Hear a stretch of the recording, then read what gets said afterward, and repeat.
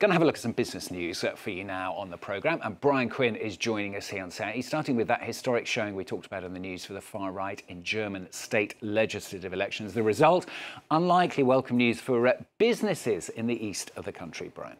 Indeed, Stuart, the German business community has been very concerned about the rise of the far right in recent years, and Sunday's electoral results will, of course, have them more worried than ever. The AfD party, which won in Thuringia state, has built its platform in large part on opposition to immigration. But German companies are actually facing a huge shortfall of skilled labor. The country needs an estimated 400,000 skilled immigrants each year just to maintain its labor force. The demographic crisis is especially acute in eastern Germany, where the AfD has seen its strongest growth in recent years. Thuringia has a workforce of around 1 million people. It's expected to lose 385,000 workers over the next 10 years, leaving a quarter of jobs in the region unfilled. In Saxony, 1/5 of the workforce is set to retire in less than 10 years, creating a shortfall of around 366,000 jobs. Now, for years, AfD's xenophobic rhetoric has made it harder for German companies to attract talent from abroad to the east. Business leaders in Thuringen have formed an association to push back against that rhetoric. They're worried not just about finding workers, but about bringing investment to the region as well. Take a listen here.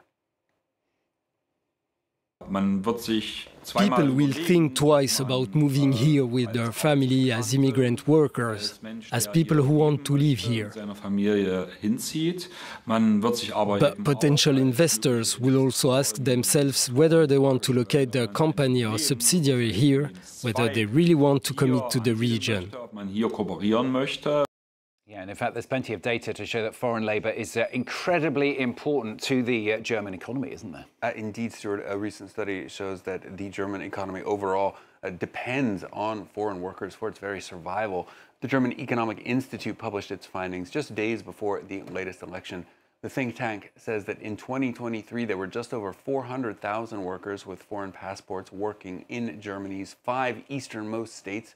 That is 173,000 more than there were 5 years ago.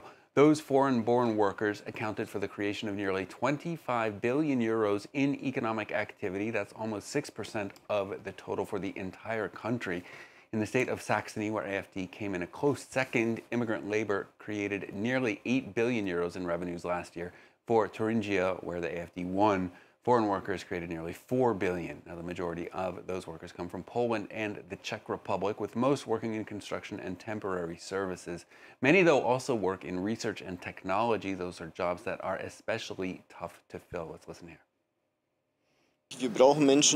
We need people here. Above all, we need workers. We're in a bit of a bad economic situation for Germany at the moment, and I think we need skilled workers from abroad. Well, let's move on. We're going to look at some of the day's trading action. How are the market's shaping up, Brian? Well, sir, European indexes opening fairly flat on Monday after that German electoral result, which was indeed largely predicted ahead of time. You see the DAX in Frankfurt there up just a tiny hair. Investors keeping an eye out for European manufacturing data coming out over the week. They'll also be keeping a close eye on U.S. labor data for signs that the Federal Reserve will indeed be cutting interest rates at its September meeting, with inflation starting to come in line with central bank targets. Meanwhile, over in Asia, Chinese indexes lost ground Monday. Hong Kong's Hang Seng index hit hard by a steep decline in real estate shares. Property developer New World Development lost more than 14% as it projected a $2.6 billion loss for the current fiscal year. Brian, thank you very much. Oh no, before he goes, missing something out here. Another business story. This is the showdown between Elon Musk and Brazil's Supreme Court. It's vital, this. How could I miss it out? I couldn't leave you without bringing you up to date on this, Stuart. Brazil's Supreme Court today is set to vote on whether or not to uphold this ban on X. The Musk-owned platform, formerly known as Twitter, was, of course, suspended on Saturday nationwide by Justice Alexandre Moraes after a deadline he had set for X to appoint a new legal representative in Brazil passed unheeded. X actually closed its Brazilian offices last month amid a spat between Musk and Moraes.